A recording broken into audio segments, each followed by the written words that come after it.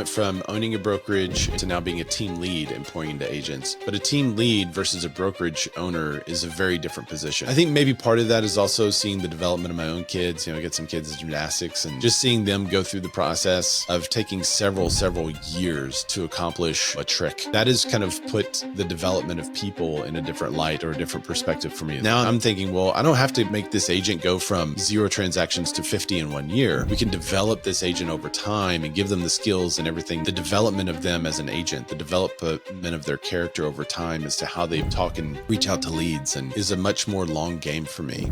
You are consistently one of the top teams in Arkansas. And when you got started in real estate in 2006, you worked as an assistant for one of the large real estate firms, helped market and sell $49 million in properties that year. You did marketing in 2006 before most people did marketing. So last year we did 60 transactions, a brand new team. But the way we're getting our prospects now is a mix. It was basically all social media. Now it's way more competitive. It's harder to get reach on those platforms, period. Always put the best quality towards the product. So our product is selling the house. So whatever highest quality thing we can do, then we should do that for the listing to put it in the best light possible. Now that you're doing it for yourself, what are some things that maybe you're still seeing agents struggle with?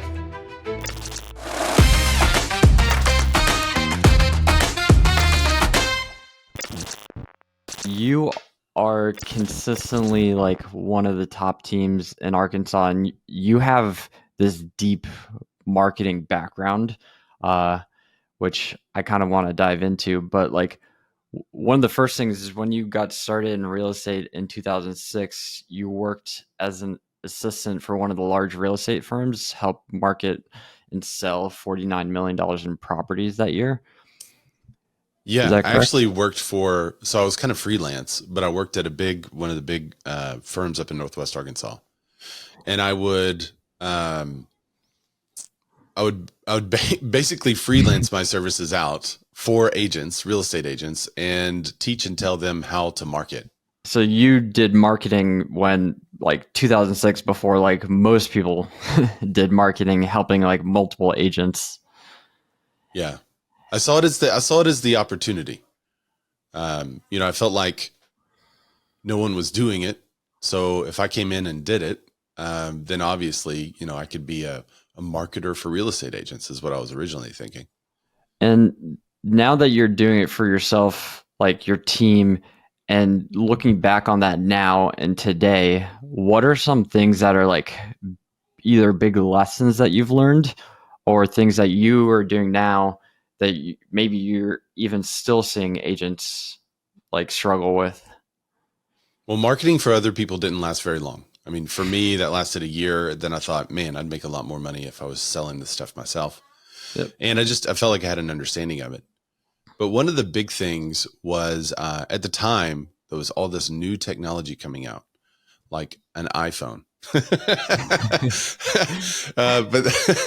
there were 360 tours, virtual tours, all that stuff was just starting to pop.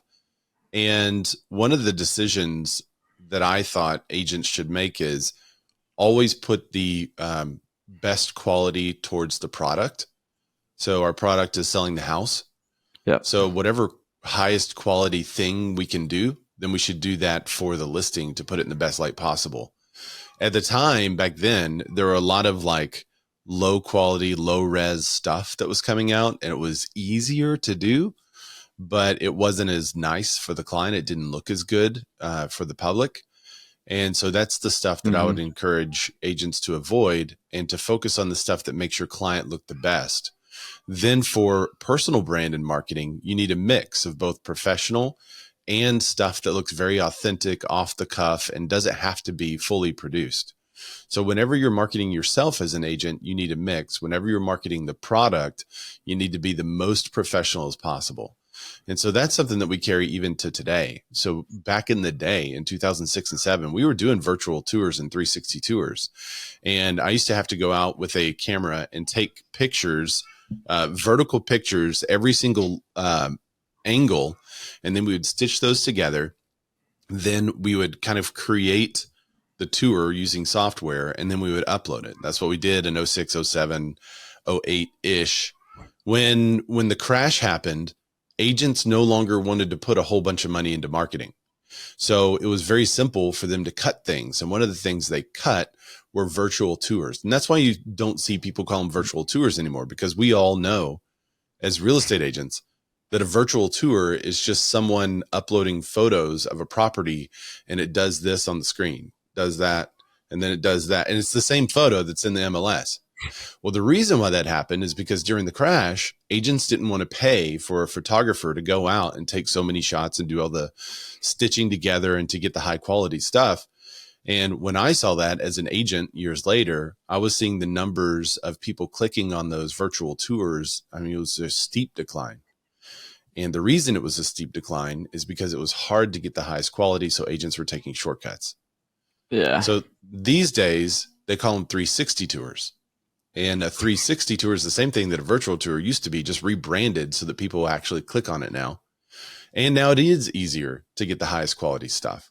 So we waited until we had a 4K type of 360 camera before we started uploading the virtual tours again, or the 360 tours again. But the focus on the quality. I mean, the new product or a cool thing could come out for your listing, and then you try to use it, and maybe it's not, doesn't look as great for the listing, or maybe the quality is a little bit lower for the listing.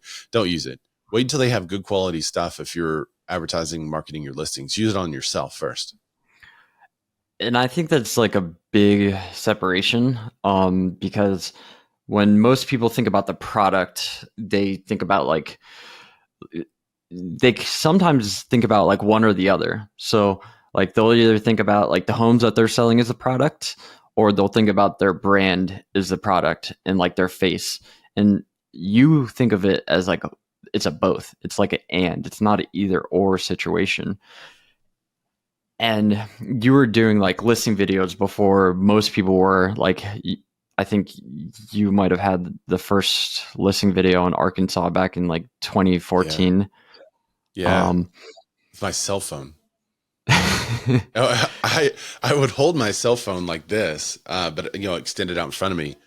And it was really funny because I used to, like, whenever agents around here saw it, I got several agents who were like, "Who's your videographer?" I'm like, "It's just me."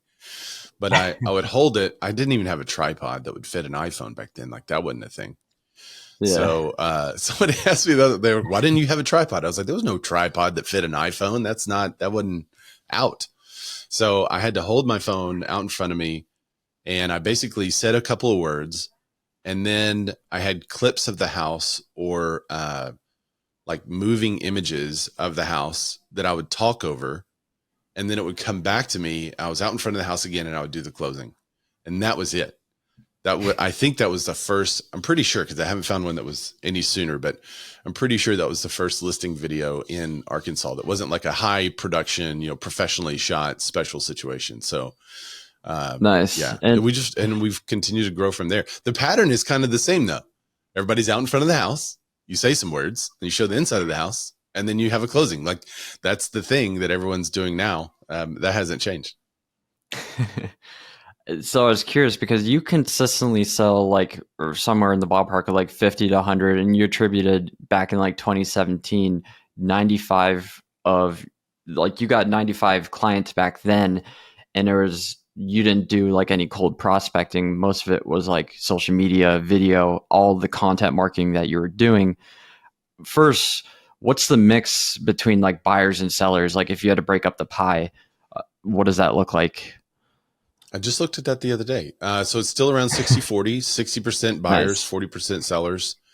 We're pretty consistent in that because every time we get a seller, we try to get two buyers off of it.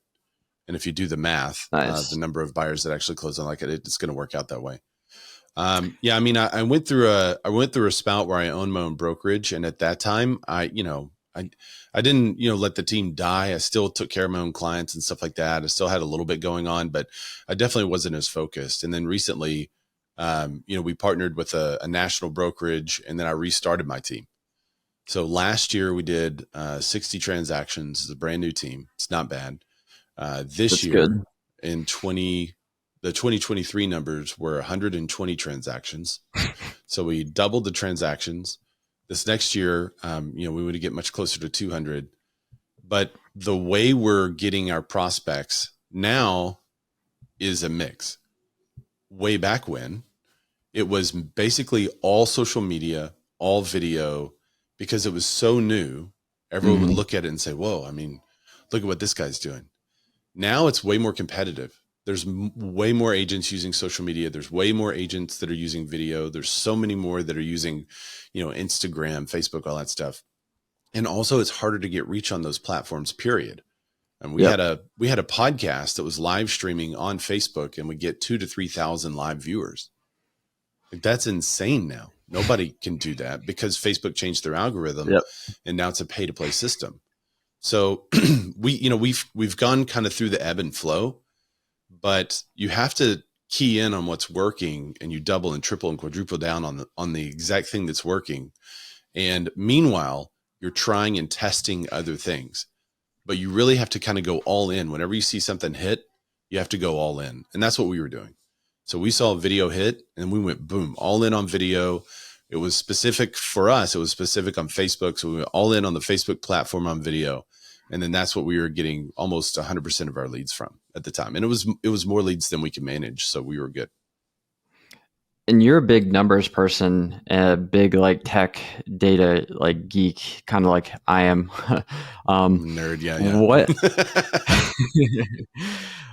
So now that like all these pieces are starting to come together, going into this next year, like what are you kind of looking at, like what's working versus what's not? Like what are you doubling down on? Where's your head at going into this next year? So I don't love the increased cost of online leads, whether it's from like a Zillow or some kind of referral partner or something like that decided to go up to 35 or And 40%. 40%. Yeah. Yeah. So that you really have to start to look at and say, okay, if I'm giving away 40% of the commission, what's that number? And then could I use that amount of money to do a different form of marketing to get a similar result? And without question, that answer is yes for us. So we're looking at actually doing something that's very hard to scale.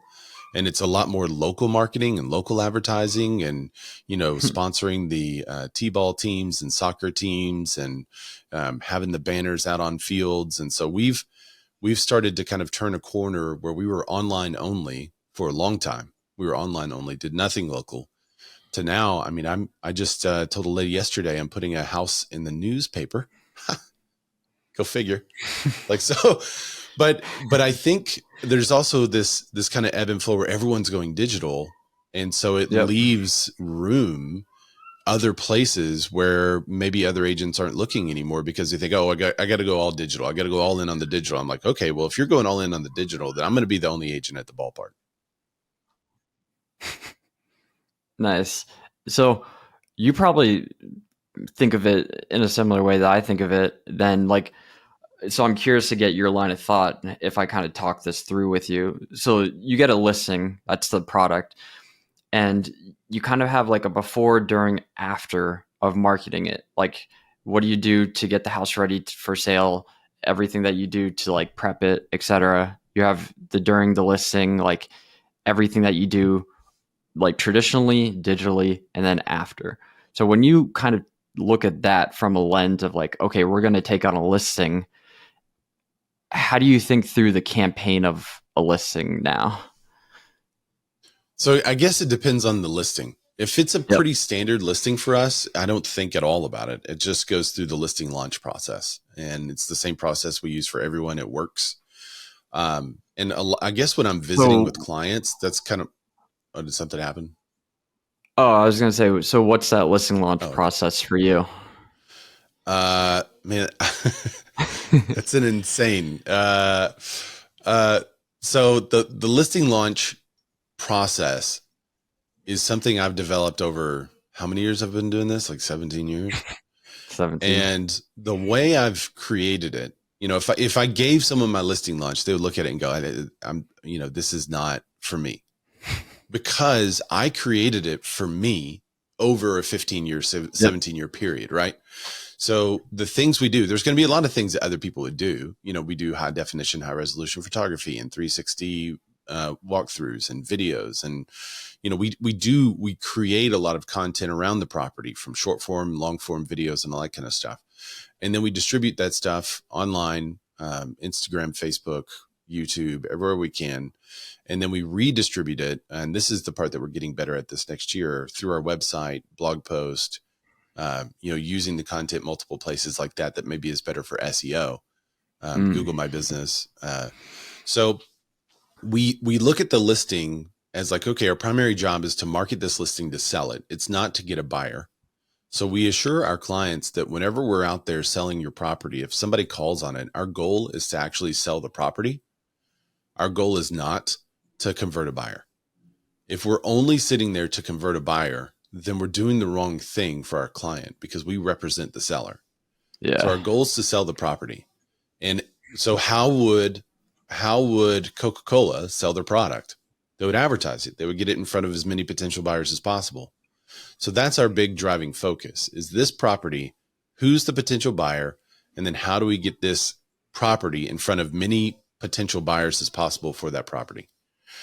So the listing launch itself talks about, a teaser before. We only have like 24 hours that we can tease. We can't do the long form coming soon that I wish we could, but so that'd be the nice. listing launch, I don't know, the listing launch process talks about the teasers. It talks about the emails that we send out to people in our database that are searching for similar properties, door knocking, flyers in the neighborhood, open houses, mailers. I mean, we do, if you can do it, that's what we do because that's a huge driver for us.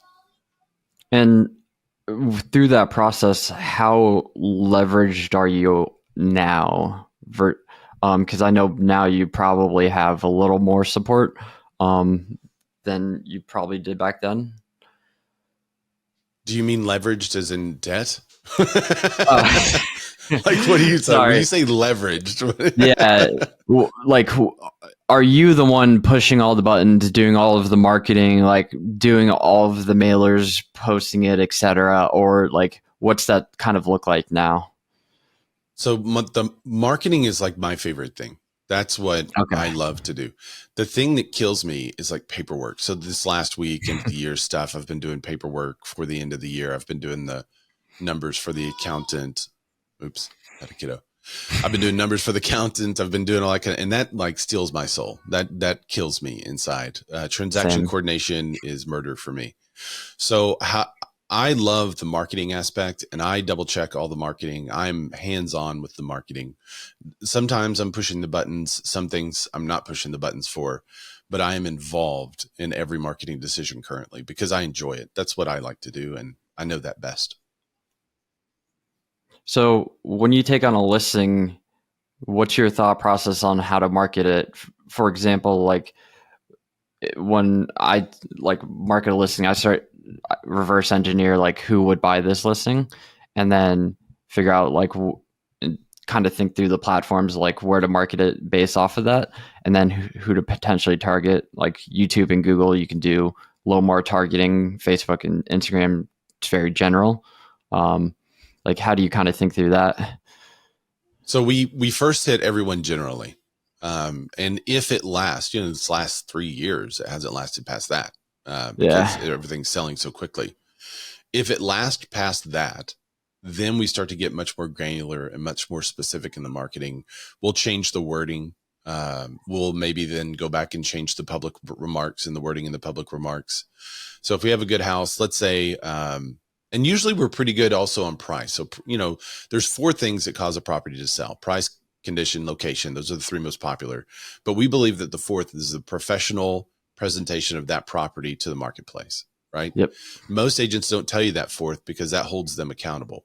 However, there's no form of presentation to the marketplace or professional marketing that can overcome a price that's too high for a property that's in bad condition. Yep. So the first thing is to make sure that we're priced right with the right condition. So we run a ton of numbers for our clients and looking at all that. If we're priced right, then whenever we hit with general marketing, it should sell. Because the market is going to see it. It's very hard these days, especially to sell a secret, because as soon as you list the property, it's out there and people are going to see it. And you can't say, well, I need to put this in front of investors. Chances are, if they're looking in that category, an investor has seen it and has not bought it, so you're off on the price for the investor. Now, can you then go back and maybe present it to some investor list? Yeah. But it's very difficult to hide a product these days on the public marketing place because you got the Zillow and Trulia and Realtor.com and all the homes.com. So it's not like it used to be, right? Where everyone had these secret lists and then, oh, I've got a secret list of investors that I push this out to. Like, or are they just not online? Like, do they not see houses every day? Like, with this secret list, why are they not looking at anything except what you send them? It's not really true anymore. So if it get past the general marketing, then we take another look at it and we say, okay, if let's say it's a starter home and it hasn't sold yet, that would be super rare. So what is the issue? What are we not seeing? Is there a photo that's off? Is there something that looks weird? Is there something unique about the property? Is there something about the area? What is it?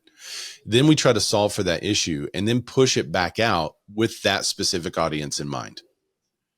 So once we have solved the issue of why it didn't sell in the general market, maybe we need to lower the price a little bit. Maybe we need to update something. Then we'll push it back out. Does that make sense? I hope that answers your question. I think it's a misnomer to say, well, I've got this property and it will only go to this audience. And so I have to do some kind of big special marketing to that specific audience. When in reality, I mean, they see everything these days. We just push it out to a highest volume of people possible. And if I get too granular, then I'm going to miss somebody. There's the reason I guess we do it public first is because years ago, I had someone that was, they were in a house that was probably around 150,000. It's a pretty small house here, but their uncle was a multimillionaire and the uncle bought something with us. And then I said, well, how did you hear about us? And he said, well, my niece saw an ad on Facebook that you ran about this property and she knew that we were looking. And so she sent it to me. And so then we got to work with the niece later down the road. And I realized that, that's the disparity between the niece and the uncle was huge.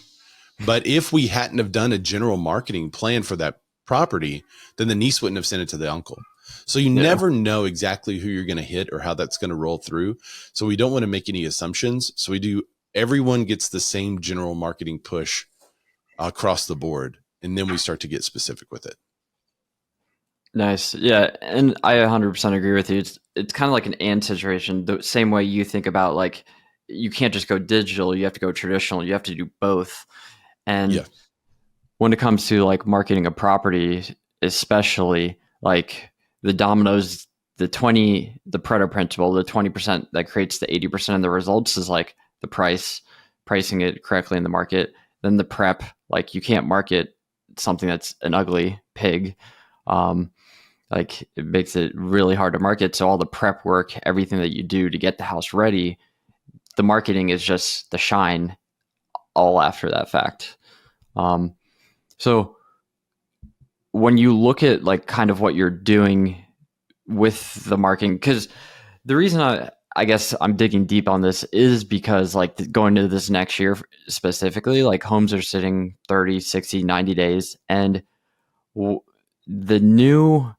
at least what I'm feeling, and you can correct me if I'm wrong, or like give your 2 cents, like the today's age of like, hey, can you go do an open house for a listing is almost like, hey, am I seeing my property online? Am I seeing you do a video? Like that's kind of like the new, like, are you actually marketing the listing? And that's just because externally, that's all they can see. They can't see the ads necessarily. They can't see the mailers unless you show it to them. So I think I'll never forget being at a coffee shop one time. Sorry to interrupt. I'll never forget being at a coffee shop one time and hearing a real estate agent pitching someone, and the person was not satisfied with the marketing that was going on with their property. And they were like, this is not good. And you haven't really done this. You haven't really done that. And I could hear this whole conversation. I had headphones on, but there was no music at the time, so they did not. So I'm like listening in, they're like behind me. And then the agent says, well, yeah, you haven't been able to see the ads that I've been running on Facebook because we haven't targeted you. So I remember thinking like, that's not true, because you can't be that specific with the Facebook marketing without running into the fair housing warnings and all that kind of stuff. Mm-hmm. So I knew at that point that someone was using the shield of, or this fog of war, I guess you could say, of marketing as a ploy to get people to believe that they were doing something that they weren't actually doing. And so I love these days that now you can go on Facebook and see the ads that people are running. You can see if they're running, if Yeah. they use their Facebook page. We have a couple of different pages that we use for different kinds of ads, but if they're using their primary Facebook page, which most people are, you can look at the ads that they're running. And so we've always been big on showing our work to our clients, even if that fourth reason, the professional presentation of your property to the marketplace, even if that doesn't make a huge difference for this particular property, we want to remove the mystery for our clients and show them, this many 100,000 people saw it here, a couple of thousand people saw it here, this many views here. Like, here's how many eyeballs have been on your property and nobody has purchased it. What do you want to do? And as long as I can solve that for them so that they know that, yes, I'm working for you, then they can make whatever decisions they need to make with their house and with their investment. Yeah. And that was interesting. So you have multiple Facebook pages that you run ads through? Yeah, we have a couple of different pages. So it kind of depends on how we're running it. And we're actually changing this up this year to try different stuff. I'm always testing, A/B testing, and trying to do different stuff. But I have a Facebook page that I've had for, my goodness. I mean, it was since you could create a Facebook page, since you could create a Facebook business page. And so I have a highly curated audience on that one. And the ads that we run on that one tend to do a little better. But I don't want to do a whole bunch of testing on that one because I don't want to mess up Mm. the audience curation, what we have. So we test on a different one. So we just have, I mean, anybody can do it. You just have two Facebook pages for the same thing. Anyone can do that. So, like, what testing are you doing on there that you couldn't do on there? Like, do you mean? Okay. So for the marketing and what we're testing, I mean, I don't want to be too coy with everything that we're testing, but for instance, one time we did a A/B testing with different thumbnails, and I could put that out on my highly curated, the one I've been using for years and years, but I wouldn't necessarily know what the general market thinks as pushed out by Facebook. So I wanted to get data that was different from the data that I was driving to my page, because I kind of knew that, in my head, I was like, well, I think if I put this one out in front of my audience, it's going to get more traction. But I wanted to know what an audience that we had not touched, what that would look like. And so if you have a pretty curated audience and you're getting great participation with your Facebook page, that's wonderful. But when you test something, your test is skewed because it's going to be a test result for your audience. Well, what about the audience that hasn't come in contact with you yet? What about the people who aren't using you yet or haven't clicked on your stuff yet? So how do I now produce something that I could see the clicks, see the click-through rates of people that have no relationship with me yet? And so that's kind of what we're using it for. Some Okay. people follow both pages. Some people only follow one of them. And it doesn't really matter to me which one. We put some similar ads and similar content out for both. And that's something that, like I said, when Facebook changed their algorithm, what was it, 4 years ago now, 5 years ago, it totally killed a lot of the business pages. And we just kind of gave up on it for a long time. And so this last year, we started to come back to it, doing a whole bunch of different tests. And this year, I think we have a plan that we're going to put in place for marketing listings, doing the listing launch a little bit better, a little more efficient than we've done in the past. Yeah. I guess the reason I'm asking, like, for example, like in my head is, what about like running it as an ad so it doesn't go out to that exact audience? It just goes out to like the people that you're putting it in front of. Or are you trying to just completely cleanly separate the data to completely two different pages so that no one from the existing page would necessarily even see it? Is No, that it's kind of okay. It's okay if it's a blend. I'm fine with it being a blend. I just don't want it to be the long term. I feel like the one I've had forever is just a more highly curated audience and gets better numbers. But I want to know if the ad works for the general public, the general population that has no contact with me. And yeah, I know kind of what will work for my own audience that we've curated. I just want to know what's going to be out there for the people that haven't come in contact with this yet. Okay. And so just out of curiosity, without going like too nerdy into it, because I don't want to like push away too much of the audience. um, like for example, when I think through like taking a listing, pushing it out, marketing it, Facebook and Instagram going mass, like Facebook and Instagram you can do really well with like photos. There's the real video, and you can have, okay, for example, if we're running an ad, you could have it for the 50-mile radius, and you could run an ad to like your retargeting audience, etc. Then you could also put the listing out on YouTube. You can kind of take a kind of similar approach if you wanted to mass pick the market that you want to do it, or you could target like homeowners and market buyers on YouTube, and then also put it on Google. So that's kind of like my thought process of thinking. It's like, okay, I'm going to use Facebook and Instagram, go like mass wide, Google, YouTube, kind of go mass wide as well, but then also on Google and YouTube, go very targeted to like buyers, because I can actually target that. And then keeping the video on YouTube, photos and video, kind of separating it. If the listing's a little longer, you can start with the photos, then do the reel, then do the long form. Like, I guess I'm trying to throw out my thinking to kind of think through, like, how do you kind of think through it? I would say it's pretty similar. I mean, one of the things that's always in the back of my head is how many ads I've seen that aren't appropriate for me. And so that tells me that their data is not perfect. Because if their data is perfect, I would only see ads that were appropriate for me. So then I question, well, how do I know that the buyer that they are putting in front of, that they say, well, this is the buyer category. How do I know that that buyer data is accurate? So I think there's a lot of assumptions, maybe misnomers in the data that I don't trust, which is why we do probably a lot more mass market than we do targeted. So I will put a lot more money behind a mass market ad than I will a very targeted ad. And that's just because I keep thinking the data, I don't trust it. I just don't trust that it's super accurate, because, why would I see ads about AARP? I mean, that's not, I mean, I'm not even close to that age. Nowhere close. So what's wrong with the data?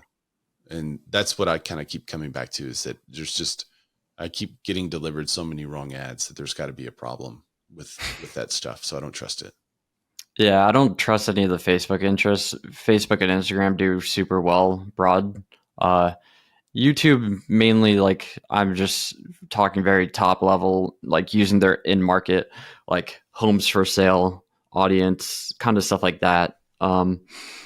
So curious, like when you kind of look at the pie of like your business and like where it's coming from, and kind of think through like the marketing that you're going to do on the back end in this year to bring in that business and stuff that you're doubling down.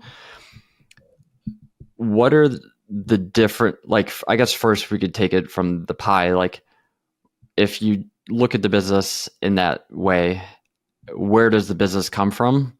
And then what are you kind of doing this next year? Like, traditionally, I know you said local is a big play for you, but like, what are the specific kind of like activities that you're doing to generate that business this coming year? So currently we're getting most of our leads from online sources, and it's not like buying, not through Zillow, not any of those things.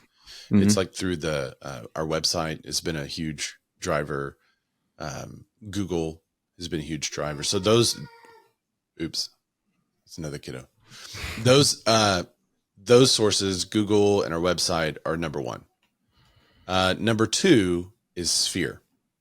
So the sphere of influence, though, is hit from us several ways. We call them and talk to them. We invite them to client parties and stuff, but they also see our ads. So probably the number two target, even before trying to do this like target category of the ideal buyer, our online ads will hit our sphere, because I upload our database as much as possible to the platforms that allow it.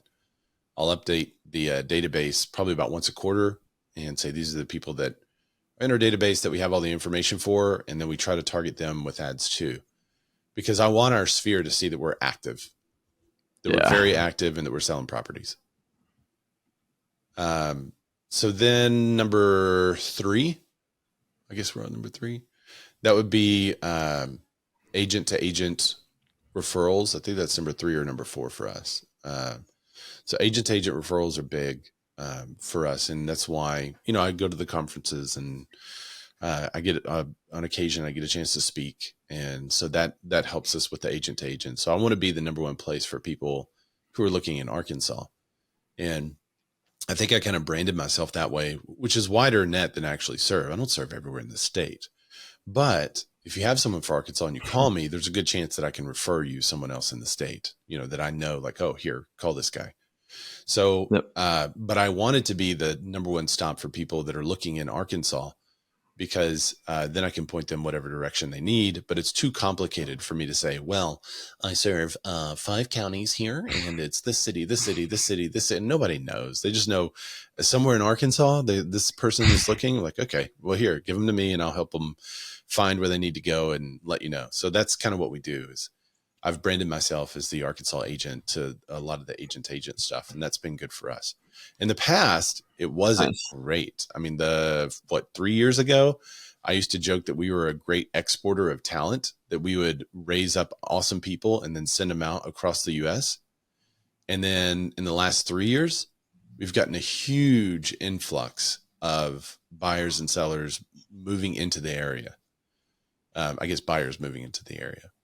So it's not as, it's way more profitable now because we're accepting the referrals, whereas used to, I was just giving the referrals. So that's been good. And we're also getting a lot of investors that are selling stuff in Silicon Valley and buying stuff here. One of our clients sold a little dumpy house for about $2 million in Silicon Valley. And he bought 7 really nice houses here. And we increased his monthly return 330%. So those stories are also starting to get out about the kind of the mid-major minor markets being a better hub for investors. And so we're also seeing a lot of that kind of traffic. Nice. So I want to kind of double click on that, because you mentioned a few things like your website, getting traffic, etc.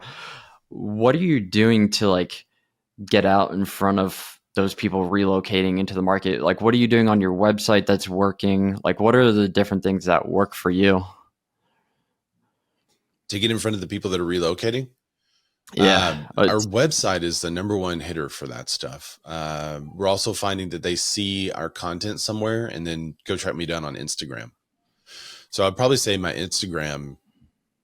Is it my Instagram or website that would be number one? We have so many people that are like, hey, I saw this on this platform, whether it's homes.com, truly, or realtor.com, whatever. I looked you up on Instagram and now I'm calling you. That's a very common online lead for us. Or someone that has been, hey, I've been looking for a real estate agent, and then you seem to be the only one in Arkansas who will answer your phone. So the science of showing up has been good for us. So you're showing up to answer the phone. But we have a good online presence. We have a lot of Google reviews. I need to get better at posting. I mean, there's so many platforms and avenues and all that stuff you do that honestly, it's not perfect for us. We get lost in a lot of it and have to kind of reframe and say, oh my gosh, I need to redo this now. I need to rethink about this now. Or, It's so just, we kind of have to catch up every now and then again. it seems like most of it is just kind of like you're showing up with the right things, and there's kind of like no one else doing it well, kind of like you are. And because you're doing the right things and you're showing up consistently, it's just all of that kind of blends well together. Is that correct to say? Yeah, I would say that's right, because we have kind of the jack of all trades, master of none is what it feels like right now. I think I used to be master of like one big thing and getting most of the traffic and everything from that one big thing. But now I think you have to be pretty good in a lot of things. I don't think you can just have one giant lead source that you're amazing at, except for something maybe like YouTube, which we do a little bit of. I do a lot of agent to agent stuff on YouTube. I got the podcast on there, but I don't do a lot of local stuff yet. And so that's kind of on our list for 2024. I think Mm. that's probably the one place where you can master in and get tons of traffic because it just comes from so many different places. It's such a great search engine. It's tied in with Google. It could be tied into your website. So I would say that's the one thing that you could master in. But everything else, I think you have to be pretty good at Instagram, pretty good at Facebook, pretty good at, and because the different people are going to find you on different platforms and come through. So what do you have a plan for what you're trying to do on YouTube yet? It sounds like it's a top of mind for you. Yeah. So last year I tried the listing video page. It was only listing videos. That's all it was. That didn't work so hot for us. Mm. And so then I kind of made the determination, like maybe that's best for luxury markets, luxury properties. There's not probably a ton of people that are just like, oh, I want to wake up today and go to a YouTube tour of a $350,000 home in Arkansas. Like that's not so, but everyone would be like, oh, wow, a multi-million-dollar home in whatever city. Yeah, I want to take a look at that. So I think the home tours seems to lend itself to the luxury because you have so many lookers, so many people that are just curious about what's out there. Mm-hmm. I don't think the home tour channel was a huge win for us. So we're doing some things to kind of change it up to try again this year, but we're going to do something more like basically I have a news show that I do for real estate agents, and we talk about the headlines and what's happening every week. And I've been doing that for 5 years now. It was 250 something shows. And so I think I'm going to take that same tact and just do it local. Here's what's happening locally. I'm not going to cover like the robberies and murders and Yeah. the negative stuff that you always see on the news, politics. I'm going to cover like, hey, Topgolf just opened and here's what we're doing and here's what's happening. And so that kind of like, coming soon, featuring local stuff. I think that's what I'm going to do. And then take the long form pieces of content and chop it up and redistribute it. Yeah. So I think the home tours probably did well for like the sellers. Like your sellers probably look at it and then it's like good kind of for them. The coming soon kind of reminds me of like Ken Pozek. Like he's really big on like projects, major development, news in Orlando. And it sounds like that's kind of what you want to go down. If like the coming soon, like what's big that's changing within the city or the state of Arkansas? Yeah, I think there's a couple of like, if I had to categorize, like 3 or 4 types of YouTube content, the home tour, I think is one of them. The talking head, I think is another, but then you have this blend where you're giving some kind of tours of area information, talking head news live. And I think that blend is what's going to win in the end. I don't know. It's just my opinion. And I know I'm proven right. Every time I say like, I don't think that's going to work, I think of 1 or 2 channels that it has worked for. So it's not a perfect science, but I think most agents are going to have to blend those things to make it, because of their market, because of intricacies and how people are searching, because of what consumers think is interesting and what they don't. I think you're going to have to blend those things to really hit off on a YouTube channel about your area. Yeah, I agree. And that's kind of what I'm seeing as well. I think the blend for most people does really well. Like, especially because when you start talking about, like, for example, like if we take the two sides of the coin, like the coming soon, like Arkansas, the city, neighborhoods, etc., that shows your expertise in the area. The home tours, etc., that shows like you're doing marketing, you're doing stuff for your sellers. It shows, so they both kind of prove a point in a way. Yeah. So I kind of want to take a step back because I was curious a little bit. Tell me about like the land that your family owned in Arkansas for 150 years and how it's kind of played into you in real estate. Yeah. So when we found America, like 150 years ago, that's where my family landed, was in South Arkansas. And back then, it was farm fields. They had created these big pastures and farm fields, and they were raising their families down there. And my grandfather, I would go down to hunt every year when I was a little kid. I'm still a hunter, but I would walk the land in the summer times because we would scout it out and figure out where to put deer stands and all that kind of stuff.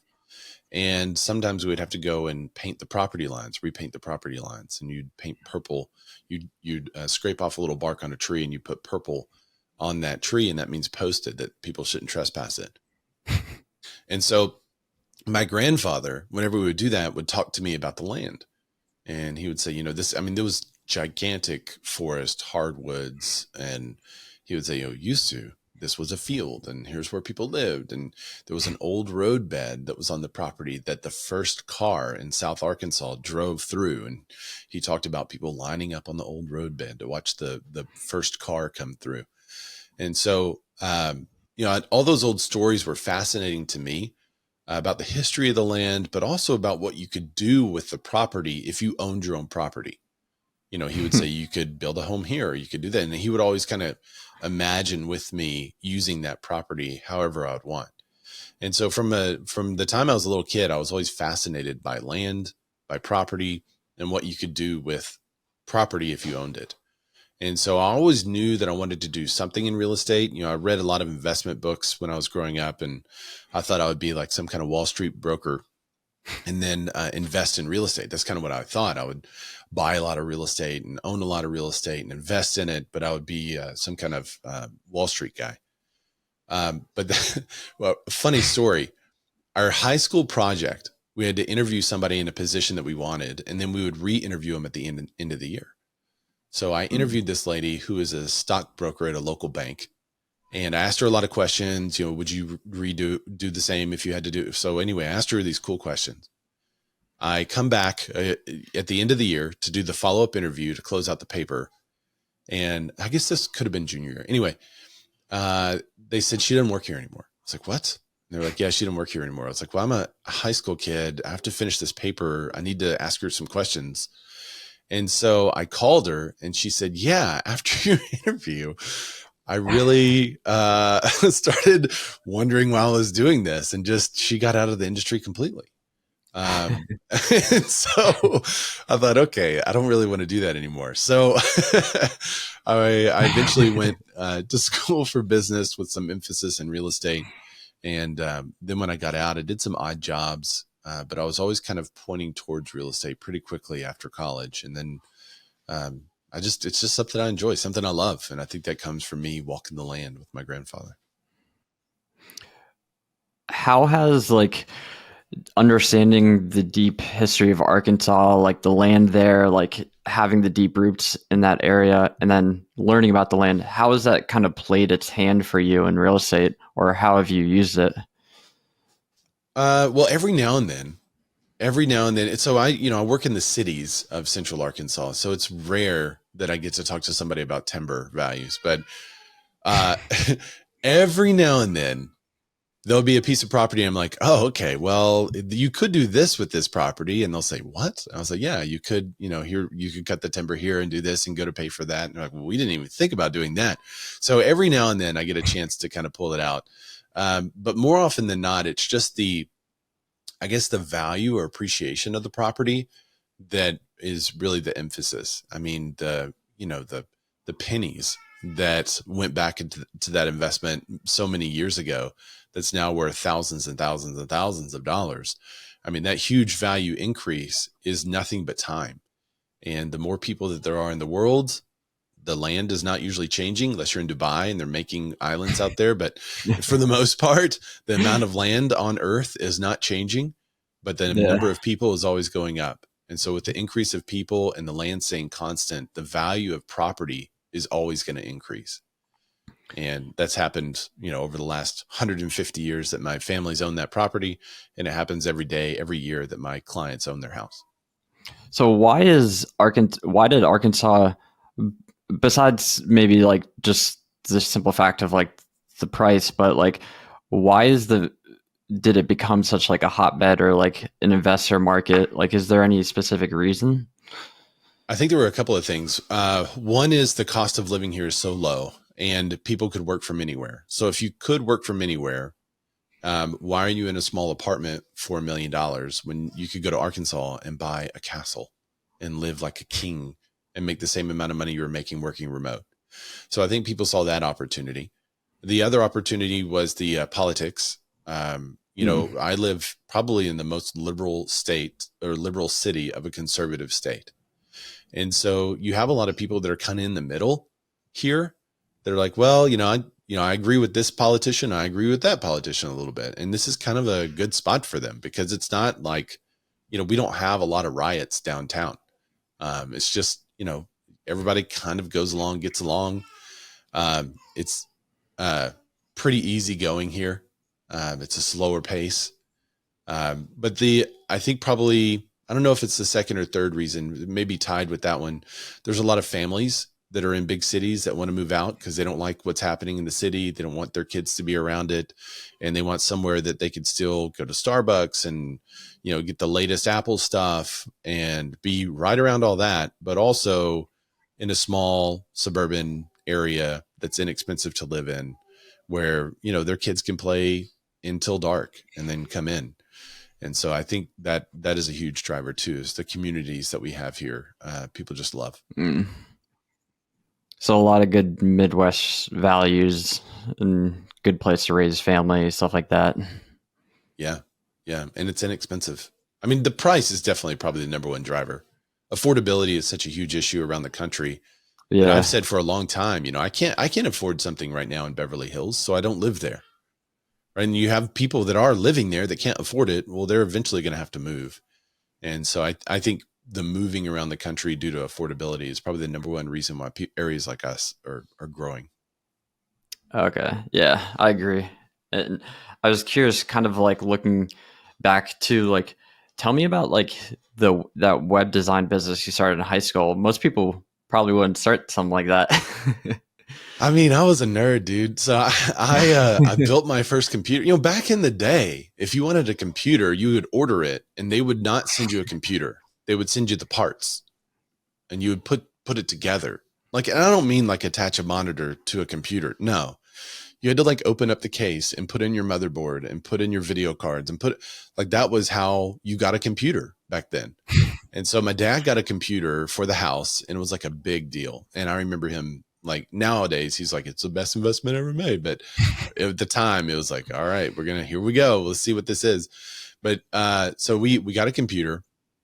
I was probably about 12, maybe 13 when we got the computer in our house. And it was such a big deal to have one. I learned computer programming. I learned HTML, probably in part through what was that? Was it MySpace where we could do coding and stuff on the back end? MySpace. Yeah. Was that the name sounds weird now, but I think that was what it was. So anyway, I learned how to code. I learned the chat bots and all that kind of stuff back then. And my dad had a marketing company and, he was seeing the internet was like a huge mover and like a big thing. And in the meantime, I built a couple of websites for myself and would show my dad like, hey, look, check out this. This is what I've done. And, I said, I could do this for all your clients too. He was like, really? I said, yeah. And so I came up with, building and designing websites for his clients and customers that were marketing advertising with him. And so I basically built websites for small businesses in our little town. And it was, these people that had never been online before were suddenly online. It was like a big deal. It was funny. There's a couple of those businesses that still have the website I designed back then, and they're still using it as their primary page, which is funny. I'm not going to out anybody, but about a year ago, I was on one of them. I was like, I designed this. That was, how long ago was that? It was 20 years ago. Yeah, it was 20 years ago. So I did that for probably 2 or 3 years. What was funny is there was a work study program at our high school, and at work study, you could get a job and you could get out of school early if you go to that job. I was like, well, I'm definitely doing that as an elective. And so I would check out of school at like 1:30 or 2 or whatever it was. And then I would go to work. Well, the first job that I took was working at a warehouse, or not a warehouse. It was like one of those lumber companies before Home Depot and Lowe's took over everything. There were like little regional things.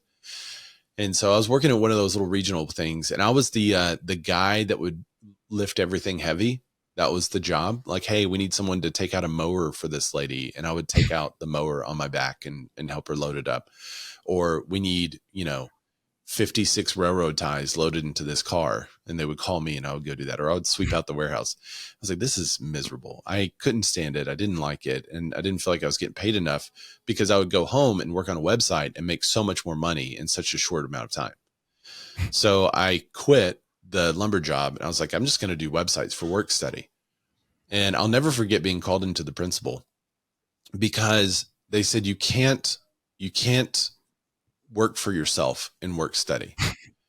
And I said, why not? And he showed me the report that I sent for myself saying what I did, because they would make your boss like sign something saying, here's what Ray did at work. Right. And normally it was just like a general page. Well, because I worked for myself, I said, here's what Ray did at work. And I described everything that I had done, because I had done that. And then I signed it as the owner of my own company. And they're like, you can't do that. I was like, why not? There's nothing in the rules that said you could do that. And he said, okay, well, if you're going to do this, we need your clients to tell us what you've done. So I was basically using client testimonials to get out of school, building websites for people. So yeah, I did that for a lot of years before college. So it was fun. It's kind of, I guess, the early foray into marketing online back then. I was gonna say, like, that's kind of like the deep roots of like your entrepreneurial, like your marketing, like you're always kind of like forward thinking, like forward leaning. It seems like that's kind of where it's bred. Yeah, I think so. And it was probably actually before all that. I mean, my dad probably instilled a lot of that in me with the books he suggested. And, I was reading Think and Grow Rich and Rich Dad, Poor Dad and all that kind of stuff when I was 12, 11. Jim Rohn was like one of my favorite people to listen to when I was 12. So there was a lot of, business philosophers, Brian Tracy, Les Brown, all those guys were in my ear constantly. So when I would see an opportunity to make a buck, I'd take it. I was a early sales guy for Airheads at our school, because the school was selling them for $1 or something like that. But I knew I could get them at the store for 25 cents and turn them for 75 cents to, 50 cents if times were tough, or if somebody bought a lot of them. And so I kept doubling my money. And the school was like, we're trying to sell these Airheads for $1, so sell it. But I would like have the jacket of Airheads. Like, what do you want? So I was always the hustler. But I think that had a lot to do with my dad kind of instilling those people in me that were saying, find those opportunities and get after it. It's where you got to really cultivate and actually put into practice a lot of the things that you're kind of learning and seeing from your dad or the books, etc. And it's like, it kind of seems like that's where you got to put it into practice and play. Yeah. Test it out. That's cool. So like within that frame of mind, like you're always forward thinking, like what do you, because in my mind, like real estate is a very copycat industry. It leans itself towards that. Like a lot of people tend to copy someone else, whether it's the right way or the wrong way. I think there's a lot of great inspiration outside the industry. Like I think like when you look outside and you bring that in, that's where you start to create like these patterns that like other people might not connect.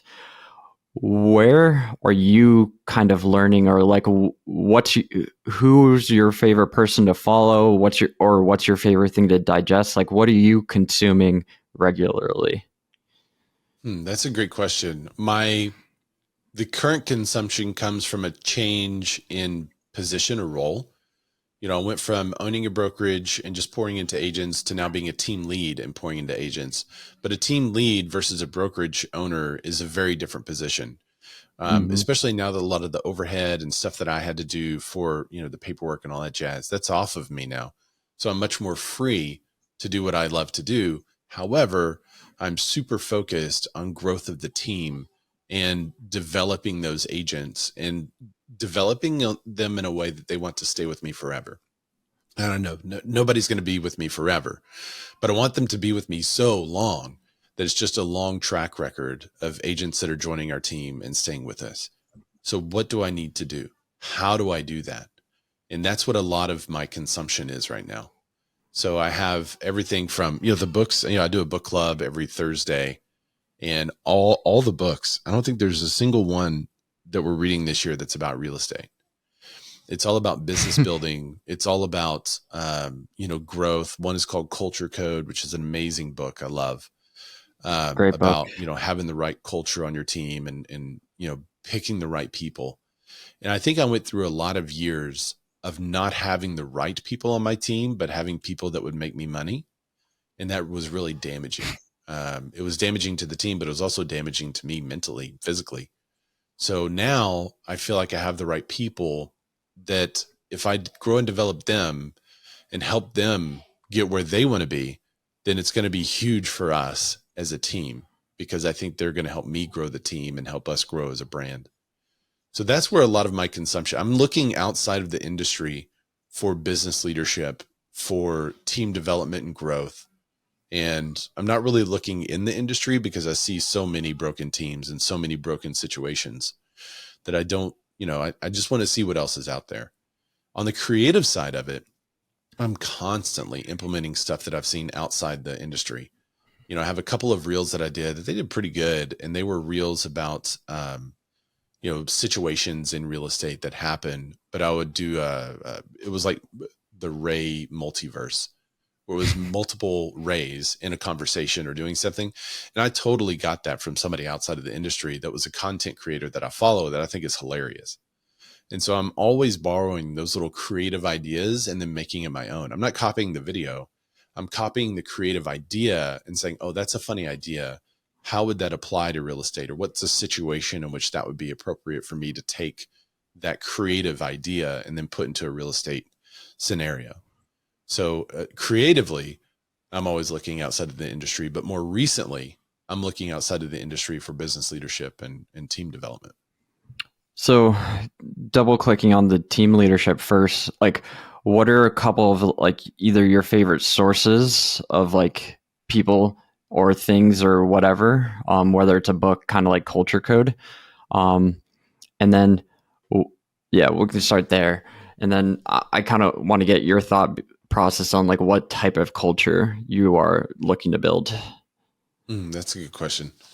So my favorite sources, I'm looking at the stack of books on the floor here, because I just announced the 2024 reads yesterday. So I have all these books here. One of my favorite sources recently is Alex Hormozy, just the opera. I can't even say it now. Why can't I figure out the word? I'm not trying to say operationalize. Man, Operationalizing. that was not coming to me for a second. I don't know why. So, how he operationalizes, that doesn't sound right. The, the key words, and really dives into a specific word and what's the meaning of that word. And then he uses that, in business. I think he's got a very unique perspective on language and words and how we use that language to kind of form what happens in our mind, which then comes out with what happens in practice. So I guess that's the other place. I'm really big on mindset. So I'm reading a lot of mindset books.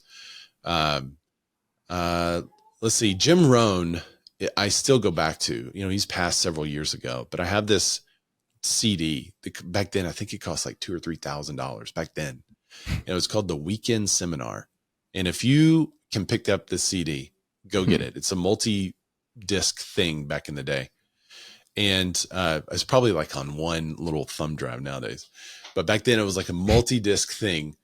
And he just goes through general business philosophies. And I use something of his probably every month from that weekend seminar, where I'm either using it in coaching my agents or using it in a business context or like just a philosophical context. Like recently we talked about the ant philosophy that he describes, and how during the summer, the ants working, thinking winter's coming all summer. An ant's not sitting there lazy in the summer, not doing anything. They're working constantly to store it for the winter so that they can make it.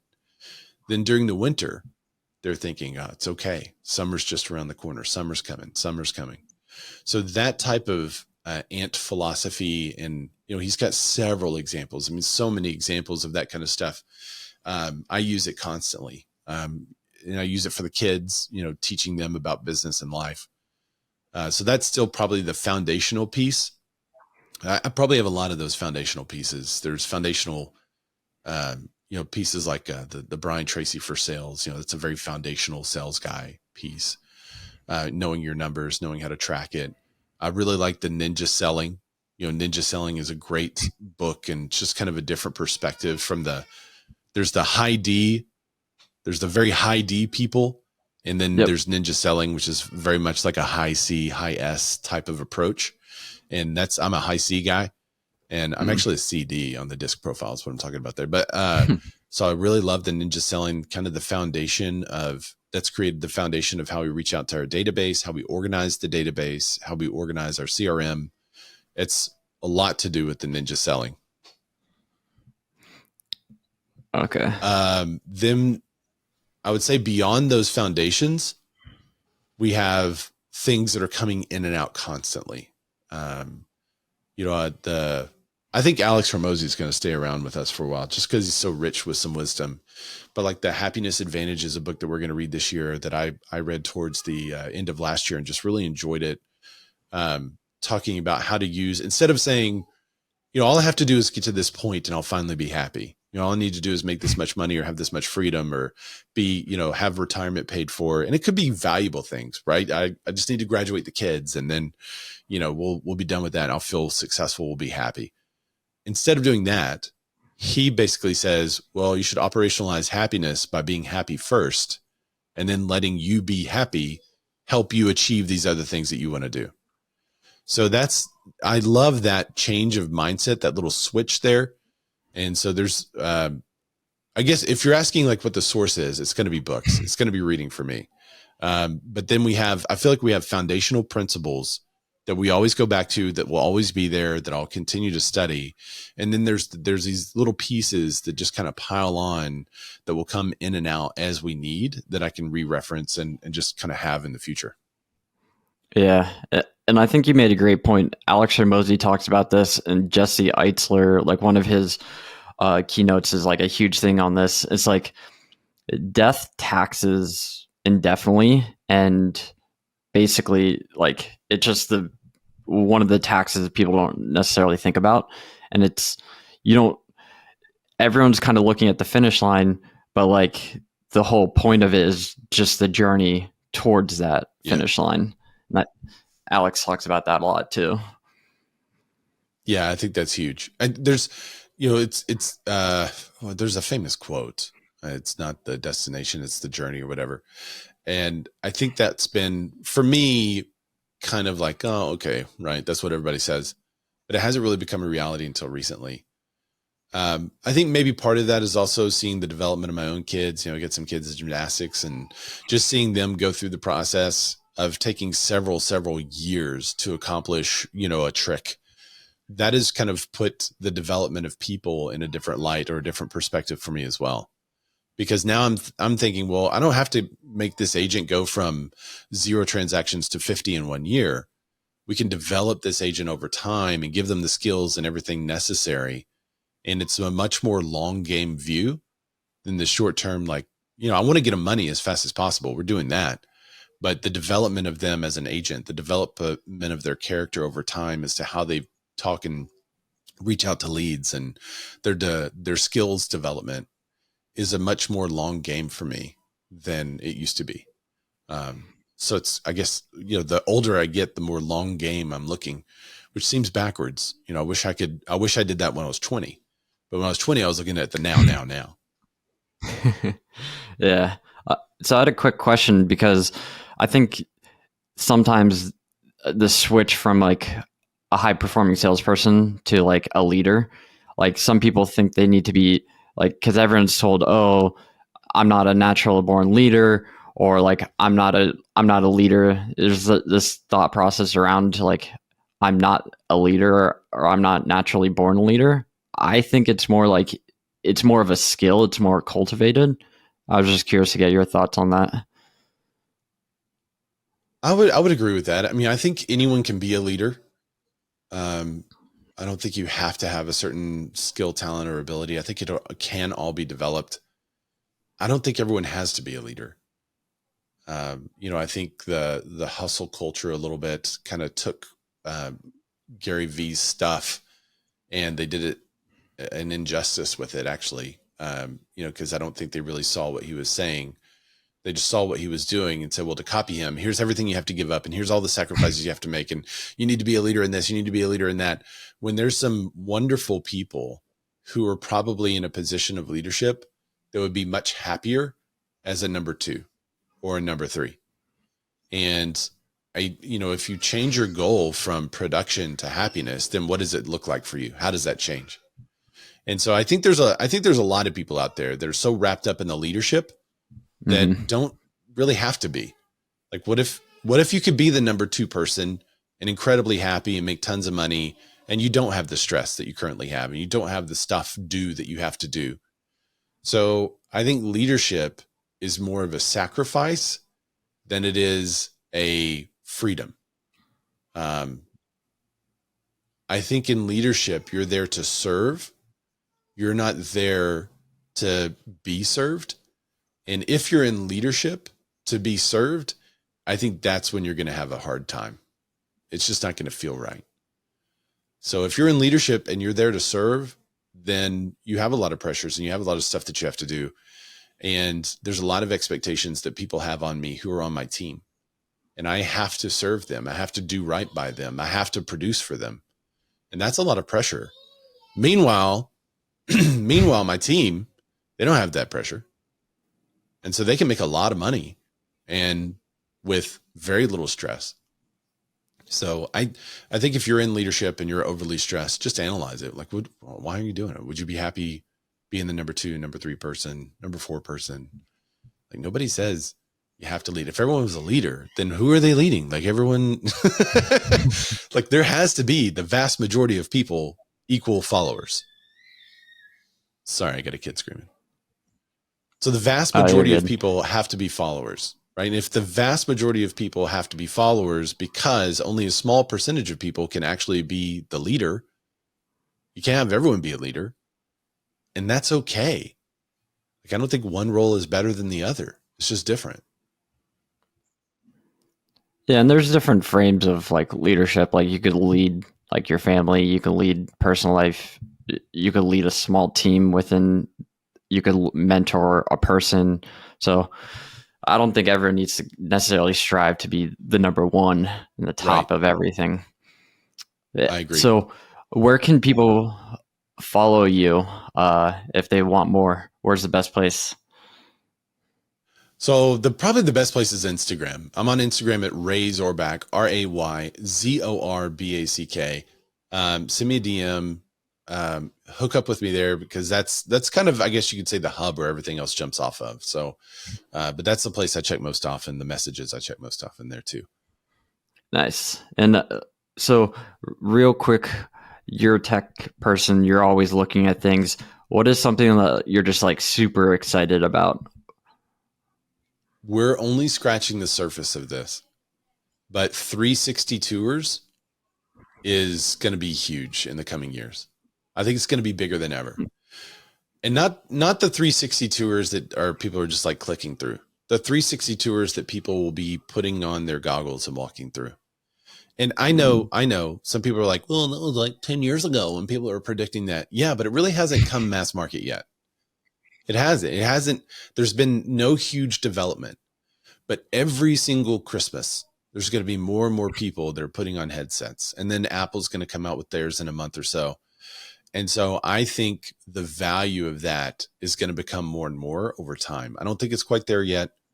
I feel like it's like early days of virtual tours, but I think right around the corner, that's going to be a big deal. And when people can see that, like, oh, I can put on my kid's headset and take a better look at this house and feel like what it's going to feel like to be there, then I think more and more people are going to do it. It's kind of hard right now. Like, how do you send someone a link to view a property on a Meta Mask? Like, that's something that has to Yeah. be figured out. So there's a lot of little things that have to be figured out, but it's almost there. And so we're going to be testing and playing with that some this year. And I'm really excited about that. Yeah, I think just the simple fact of if you look at the last couple of years and how big the migration and relocation like is, it's only like people are just going to be moving around more. People are just going to be kind of working online more. And how are they going to find their home online? What's the best way to do it? It's almost like, what if they could have the same experience as in person as online? It's Yeah. whatever is best for the And the higher consumer the is going to quality win. stuff, and the higher the quality, the more that gets a chance. You know, if somebody puts on the headset and the quality's so bad that they kind of like feel oozy and sick, that's not a winner. If somebody puts on the headset and it's so grainy that they can't really tell because it's such a low quality upload, that's not a win. If someone puts on the headset and you have them 8 feet in the air, that's not a win. If you have them 4 feet, that's not a win. So you have to really go into the details of this. You know, if you're shooting in less than 4K, give it up. Like that's 4K is not even good. You have to be at like 5 something or 6 something K. So, you know, I think the technology is now there. The upload speeds and everything are there. The upload speeds in people's houses are there. So you have to think through all of like, what's the reason why I found this 360 tour online from 7 years ago. That's a phenomenal tour that someone did, a real estate agent they did a really great job, pretty high quality, you know, as high as quality as you could get back then. What's the reason that didn't take off? It's because no one had anything to look at it with. You couldn't put on VR goggles. And if you went and looked at it on YouTube, it was kind of clumsy because you had to like use your mouse and kind of go through. And that's an Yeah. okay experience, but that's not the best experience. So I think when you have to really analyze like why didn't something take off and then keep your eye on the market for those changes. And then number 1, 2, and 3 reasons why it didn't take off was poor quality, which was from a variety of sources, from the phone product or the camera product itself, from the piece of equipment people were using, whether it was a phone, they weren't using a headset, they were using a phone and a piece of cardboard that's not high enough quality, from upload speeds in people's houses, lots of reasons, but poor quality, it didn't take off. Number 2 was people didn't have the devices or the knowledge on how to use the device. And number 3, the marketing and distribution wasn't there for it. And I think this year, a lot of those things are getting solved. And when those things are solved, I think that's when it has a real chance. Yeah, it's not a matter of if, it's just when. So I appreciate it. Appreciate you coming on, sharing everything. Appreciate you being a leader in the industry, always forward thinking. And thanks for joining, Ray. Yeah, man. Thanks for having me. It was fun.